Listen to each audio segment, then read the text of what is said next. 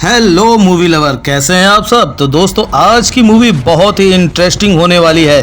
Channel पर नए हैं तो सब्सक्राइब कर लीजिएगा ऐसी ही धमाकेदार मूवी देखने के लिए। एक्सप्लेन करने वाले हैं हाल ही में आई मूवी केसरी 2 को, जिसकी डिमांड आप लोगों ने की थी, इसलिए वीडियो को अभी लाइक कर दीजिए। हम चलिए कहानी शुरू करते हैं। तो कहानी की शुरुआत में हम जलियांवाला बाग का सीन देखते हैं, जहां हजारों लोग इकट्ठा होकर आंदोलन कर रहे थे। तभी एक लड़का देखता है कि उनके ऊपर से जहाज निकला है और थोड़ी देर में वहाँ जनरल डायर अपनी फौज लेकर आ जाता है। अब सारे लोग कुछ कर पाते इससे पहले जनरल डायर सैनिकों को शूट करने का ऑर्डर दे देता है और वहाँ नरसंहार शुरू हो जाता है, जिसमें कई हजार लोग अपनी जान गंवा देते हैं। और ये सब देखकर जनरल डायर मुस्कुरा रहा था। इसके बाद सीन कुछ समय पहले शिफ्ट होता है, जहां हमें बताया जाता है कि जब 1914 में पहला वर्ल्ड वॉर हुआ तो अंग्रेजी सैनिक हारने लगे। तब इन्होंने भारतीयों से वादा किया कि अगर आप हमारा ये जंग जीतने में साथ दोगे तो हम हिंदुस्तान छोड़ देंगे। लेकिन जब भारतीयों की वजह से अंग्रेज वर्ल्ड वॉर जीत गए तो उन्होंने भारतीयों को धोखा दे दिया और उल्टा उन्हीं पर जुर्म करने लगे। वहीं इस पर जब कृपाल सिंह नाम के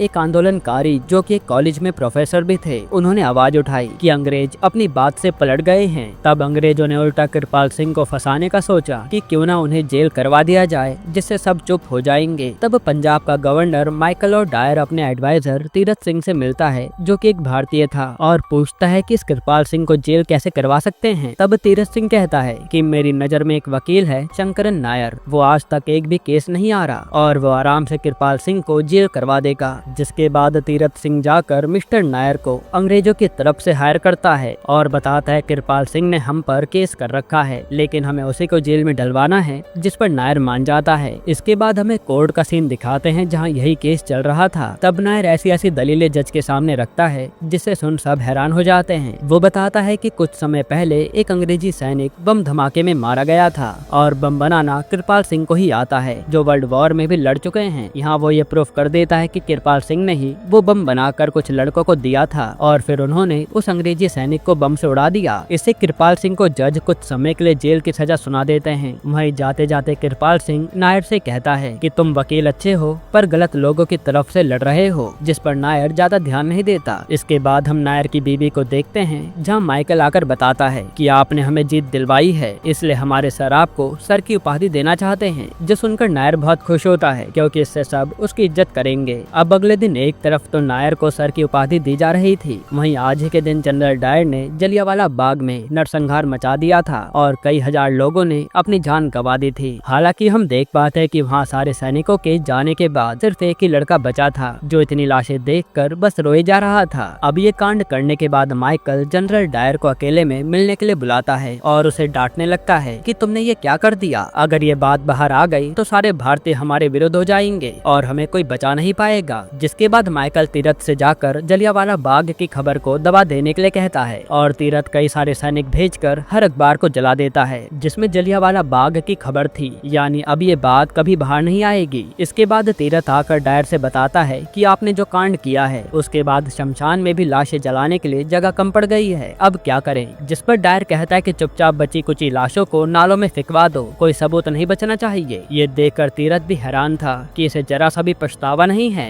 इसके बाद जब मरे हुए लोगों के घर वाले अंग्रेजों के खिलाफ आवाज उठाने और सच सामने लाने की कोशिश करते हैं, तो अंग्रेजी सरकार उनके मुंह बंद करवाने के लिए 25 रुपए मुआवजा देने लगती है और उनसे एक डॉक्यूमेंट पर अंगूठा लगवा लेती है कि हमें अंग्रेजों से कोई भी शिकायत नहीं है। हालांकि अभी भी कुछ लोग अंग्रेजों के खिलाफ आवाजें उठा रहे थे, जो देखकर तीरथ माइकल से कहता है कि इन लोगों का मुंह बंद करने के लिए हमें एक कमीशन बैठानी चाहिए, जिसके सारे मेंबर्स हमारी पक्ष में फैसला सुनाएंगे। बस लोगों को लगेगा कि ये लोग सच का साथ दे रहे हैं, जिससे बात यहीं दब जाएगी। तब एक वाइसरॉय कमीशन का गठन होता है और उसमें इन लोगों ने नायर को भी शामिल किया था, क्योंकि नायर भी अंग्रेजों का साथ दे रहा था। अब हम नायर को देखते हैं, जो जब उस कमीशन की मीटिंग में आता है तब वो उसी लड़के को गेट पर देखता है जो जलियांवाला बाग में बच गया था, और वो एक पोस्टर लिए खड़ा था जिसमें दिखाया गया था कि अंग्रेजों ने नरसंहार कैसे किया था। इसके बाद नायर कमीशन के साथ मीटिंग करता है, तो यहाँ सब कहते हैं कि जनरल डायर ने उन लोगों पर इसलिए गोली चलवाई थी क्योंकि क्योंकि उन सबके पास हथियार थे। जिस पर नायर सवाल करता है कि जब उन लोगों पर हथियार थे तो आखिर कितने अंग्रेजों को गोली लगी। इस सवाल का वहाँ के लोगों पर कोई जवाब नहीं था। ये देखकर नायर समझ जाता है कि अंग्रेजी सरकार ही गड़बड़ कर रही है और सच दबाने की कोशिश की जा रही है, लेकिन वो इस पर कुछ भी कहता नहीं। फिर वो सीधा तीरथ से आकर मिलता है और पूछता है कि आप लोग ये सच क्यों छुपा रहे हैं। तभी वहाँ पर डायर आ जाता है और डायर की हरकतों से नायर समझ जाता है कि ये इंसान भारतीयों से कितनी नफरत करता है। वहीं उसे जानिसार नाम का एक आदमी भी मिलता है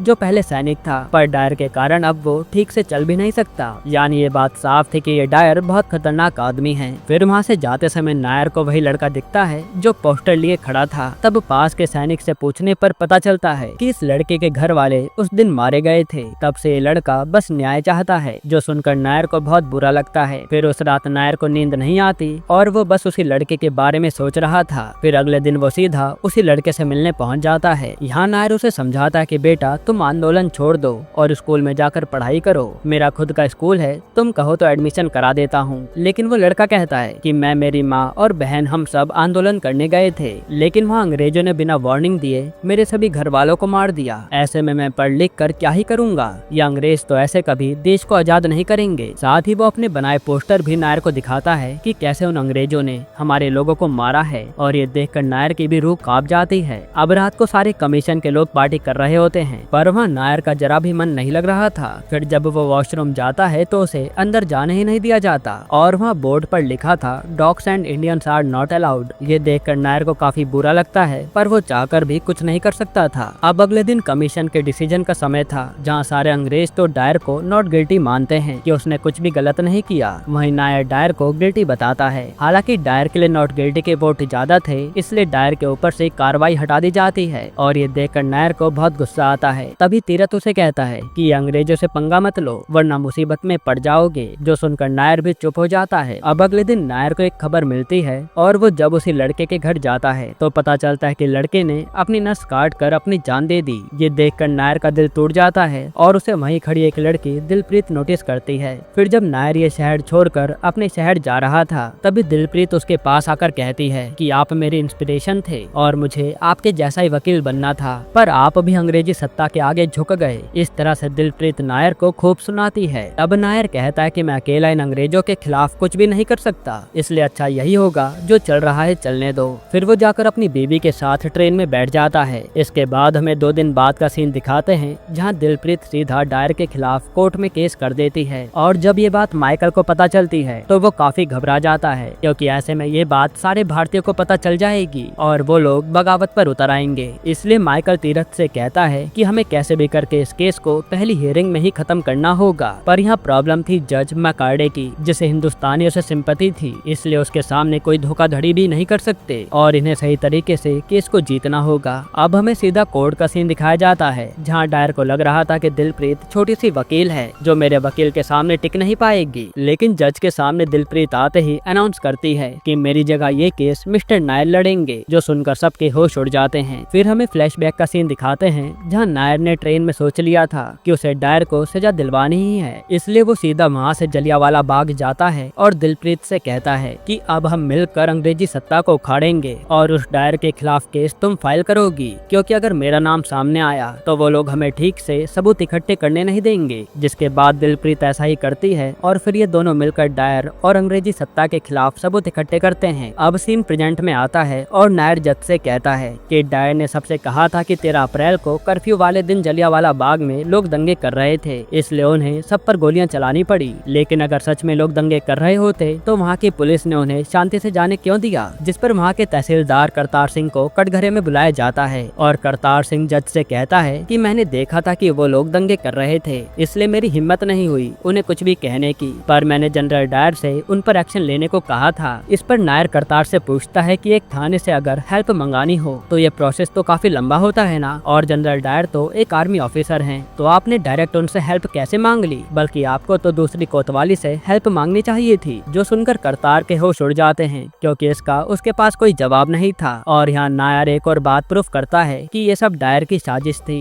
असल में डायर ने झूठी अफवाह उड़ाई थी कि एक बड़े शायर जलियांवाला बाग में आने वाले हैं, जिससे हजारों लोग वहाँ इकट्ठा हो गए और आंदोलन तो चल ही रहा था। फिर वहाँ उन्होंने एक हवाई जहाज भी भेजा, ये अंदाजा लगाने के लिए कि वहाँ कितनी भीड़ इकट्ठी हो चुकी है। ताकि ये लोग आराम से पूरा नरसंहार मचा सके। यहाँ ये सब सुनकर सामने वाला वकील भी कुछ भी नहीं बोल पाता और नायर ये प्रूफ कर देता है कि ये सब डायर ने जानबूझकर किया है, जिससे जज भी डायर के ऊपर इंक्वायरी बैठा देते हैं और ये केस शुरू हो जाता है। वहीं अब हर अखबार में जलियांवाला बाग के ऊपर आर्टिकल्स आ रहे थे जिसे अब कोई रोक नहीं सकता था। फिर माइकल आकर डायर और तीरथ को सुनाने लगता है कि अगर ये बात क्राउन तक पहुंच गई तो बड़ी प्रॉब्लम हो जाएगी, इसलिए हमें ये केस जीतना ही होगा। तब तीरथ कहता है कि मेरी नजर में एक आदमी है जो नायर का दुश्मन है और काफी अच्छा वकील भी है, वो हमारे काम आ सकता है, उसका नाम है मैकिनले। अब तीरथ जाकर मैकिनले से मिलता है और उसे नायर के खिलाफ भड़काने लगता है। असल में मैकिनले था तो इंडियन, लेकिन वो एक ब्रिटिशर की नाजायज औलाद था। यहाँ तीरथ किसी तरह से मैकिनले को मना लेता है कि आप अंग्रेजों की तरफ से केस लड़िए और हम आपको अंग्रेजी उपाधि से सम्मानित करेंगे, जिस पर मैकिनले मान जाता है। अब हमें सीधा कोर्ट का सीन दिखाते हैं, जहाँ सबसे पहले मैकिनले प्रेस को कोर्ट से हटाने की मांग करता है ताकि कोई भी बात बाहर ना जाए, लेकिन नायर चाहता था कि हर बात भारतीय को पता चलनी चाहिए। हालांकि जज मैकिनले की बात सुनकर मीडिया वालों को बाहर कर देते हैं। फिर मैकिनले जज से कहता है कि 13 तारीख को जो डायर ने किया उसके पीछे एक वजह थी। 10 तारीख को एक अंग्रेजी लड़की मार्था के साथ डंडा फौज के आदमी ने कुछ ऐसा किया जिसके कारण डायर को 13 तारीख को वो कदम उठाना पड़ा। फिर वो मार्था को कटघरे में बुलाता है और मार्था आकर बताती है कि 10 तारीख को मैं कॉलेज में अपना काम खत्म करके अपने घर जा रही थी, तभी एक लड़का आया, वो जबरदस्ती मुझे कमरे में ले गया और वहाँ मेरे साथ दुष्कर्म किया। फिर आगे मैकिनले कहता है कि दुष्कर्म करने वाला और कोई नहीं, डंडा फौज का लीडर था तनवीर चौधरी, और जब उसने अपना गुनाह कबूल किया और उसे सजा हुई तो डंडा फौज वाले भड़क गए, जिसके बाद उन्होंने 13 तारीख को एक खतरनाक प्लान बनाया अंग्रेजों से बदला लेने का। इसलिए डायर को उस समय उन सारे लोगों पर हमला करना पड़ा, जो सुनकर सब चौंक जाते हैं। और यहाँ मैकिनले ने झूठी कहानी सबको सुना दी थी। तब जज नायर को अगली तारीख दे देते हैं। वहीं मैकिनले तीरथ से कहता है कि हमें एक खबर फैलानी है कि नायर उन दुष्कर्म करने वालों की वकालत कर रहा है। तब तीरथ ऐसा ही करता है और नायर का नाम हर जगह बदनाम होने लगता है, यहाँ तक कि लोग नायर के मुंह पर कालिक तक पोत देते हैं, जिससे नायर पूरी तरह से टूट जाता है। पर उसने अभी भी हिम्मत नहीं हारी थी। इसके बाद दिलरीत जाती है उसी कॉलेज में जहाँ मार्था के साथ दुष्कर्म हुआ था और नायर जाता है तनवीर चौधरी का सामान देखने। तब थोड़ी जांच करने के बाद इनके हाथ कुछ चीजें लगती हैं। अब हियरिंग का दिन आता है और आज दिलरीत मार्था से सवाल जवाब करती है। वो उससे पूछती है कि जब तनवीर ने आपके साथ जबरदस्ती करी तो आप चिल्लाए क्यों नहीं, जिस पर मार्था कहती है कि मैं डर गई थी। पर दिलरीत अपनी बातों से मार्था को उकसा देती है और यहाँ ये प्रूव हो जाता है कि तनवीर ने कोई जबरदस्ती नहीं की थी, बल्कि वो और मार्था अक्सर उस रूम में अकेले मिला करते थे जो दोनों लवर थे। फिर मार्था अब रोते हुए सच बताती है कि मैं तनवीर से प्यार करती थी, पर एक बार मुझे तनवीर के साथ प्रिंसिपल ने पकड़ लिया था, जिसके बाद तनवीर को जेल हो गई क्योंकि वो एक इंडियन था और मुझ पर प्रेशर डाला गया कि मैं उस पर दुष्कर्म करने का आरोप लगा दूं, वरना मेरी काफी बदनामी होगी। ये सुनकर सब हैरान हो जाते हैं और मैकिनले का पासा उल्टा पड़ गया था। हालांकि हम मैकिनले किसी तरह डायर को बेगुनाह साबित करने में लगा हुआ था। तब जज अगली हियरिंग की डेट देते हैं कि मिस्टर नायर आप एक गवाह लेकर आइए, तभी हम डायर पर कार्रवाई कर सकते हैं। अब नायर रात में काफी परेशान बैठा होता है कि वो गवाह कहाँ से लाएगा। तभी उसे जानिसार याद आता है और वो उससे सारी बातें पूछ लेता है कि डायर ने उसके साथ क्या क्या किया था।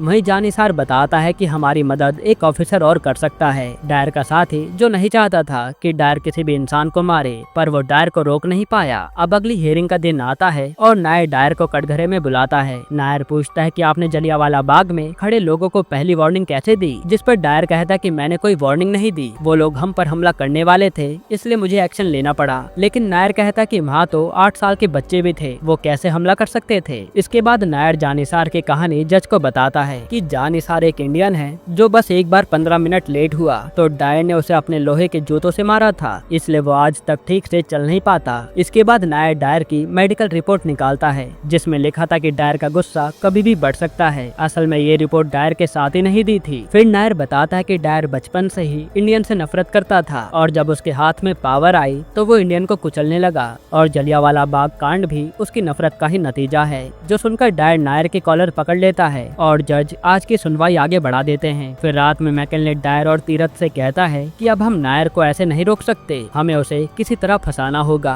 जिसके बाद हम देखते हैं कि नायर के घर पर पुलिस वाले रेड मार देते हैं क्योंकि उस पर इल्जाम था कि उसने केस के सिलसिले में कुछ प्राइवेट जगहों में जाने की कोशिश की है। फिर अगले दिन केस की हियरिंग भी आ जाती है और नायर को पुलिस वालों ने अपने पास ही झूठे आरोप में पकड़ कर रखा था। तब यहाँ जज वहाँ बैठी कमेटी को अपना डिसीजन बताने के लिए कहते हैं क्योंकि आज इस केस का फैसला होना था। तब उस जूरी का डिसीजन होता है कि डायर ने जो भी किया है सबकी प्रोटेक्शन के लिए किया है, इसलिए जज नायर की गैर हाजिरी में डायर को बाइज्जत बरी कर देते हैं और ये केस यहीं खत्म हो जाता है। फिर जब ये बात नायर को पता चलती है तो उसका दिल टूट जाता है, क्योंकि वो जीतने के बाद भी हार गया और वो यहाँ से वापस अपने घर चला जाता है। वहीं दिलप्रीत भी अपने घर वालों के पास जाकर शादी करने के लिए कहती है, क्योंकि वो वकालत कंटिन्यू करना नहीं चाहती थी। जिसके बाद कुछ दिन ऐसे ही बीत जाते हैं और एक दिन नायर पर कृपाल सिंह की चिट्ठी आती है, जिसमें लिखा था कि जिसको देखकर आपने केस लड़ना शुरू किया था वो मेरा ही बेटा था, और सच बताओ तो मेरे बेटे ने आत्महत्या नहीं की होगी, जरूर उसे अंग्रेजी सैनिकों ने मारा होगा। जो पढ़कर नायर के होश उड़ जाते हैं। इसके बाद अगले ही दिन नायर सीधा दिलप्रीत के पास आता है और कहता है कि अब हम हाई कोर्ट में PIL डालेंगे, पर उनकी अर्जी डलते ही जज इस केस को डिसमिस कर देते हैं, जो देखकर नायर को बहुत गुस्सा आता है और वो जज को ही गाली सुना देता है। तब जज उसके ऊपर ही इंक्वायरी बैठा देते हैं कि अब तुम्हारी वकालत हमेशा के लिए खत्म करवा दूंगा। फिर हमें कुछ दिन बाद एक जज की ज्यूरी दिखाते हैं, जहाँ नायर के ऊपर इंक्वायरी बैठ चुकी थी और वहाँ कई सारे मीडिया वाले भी आए थे। तब जज कहते कि आप यहाँ सबसे सॉरी कहो और चुपचाप चले जाओ, अब तुम कभी वकालत नहीं कर पाओगे। तब नायर सबके सामने खड़ा होकर सॉरी कहता है कि मैं सच सामने नहीं ला पाया। आगे नायर कहता है कि मैं जलियांवाला बाग के बारे में भी बात करना चाहता हूँ और 70 बार काउंसिल रूल के तहत मैं ये साबित कर सकता हूँ कि मेरे ऊपर जो चार्ज लगे हैं वो गलत हैं। जिसके बाद यहाँ नायर उस ज्यूरी मेंबर को बुलाता है जिसने उस समय कोर्ट में डायर को गिल्टी कहा था, पर तब तक उस जज मैकर्डी को डायर ने खरीद लिया था, इसलिए उसने डायर को बाइज्जत बरी कर दिया। और यहाँ बैठे मीडिया वाले लिख रहे थे। फिर नायर मीडिया से कहता है कि भले ही ये कोर्ट डायर को कुछ भी ना करे, लेकिन मैं चाहता हूँ कि हर भारतीय को डायर की काली सच्चाई पता चलनी चाहिए। जिसके बाद अगले दिन मीडिया में डायर के खिलाफ कई सारे आर्टिकल छपते हैं और तेजी से डायर के खिलाफ आंदोलन शुरू हो जाता है। इससे परेशान होकर डायर को जॉब से निकाल दिया जाता है और फिर 4 साल बाद बीमारी के कारण डायर की मौत हो जाती है। इसके बाद सरदार उधम सिंह जाकर 20 साल बाद उस माइकल और डायर को भी मौत के घाट उतार देते हैं और यही सब बताते हुए ये मूवी खत्म हाँ होती तो है। दोस्तों, आज की ये वीडियो आपको कैसी लगी? अच्छी लगी हो तो एक लाइक कर देना, चैनल को सब्सक्राइब कर लेना और अपने दोस्तों के साथ शेयर जरूर करना। मिलते हैं नेक्स्ट वीडियो में।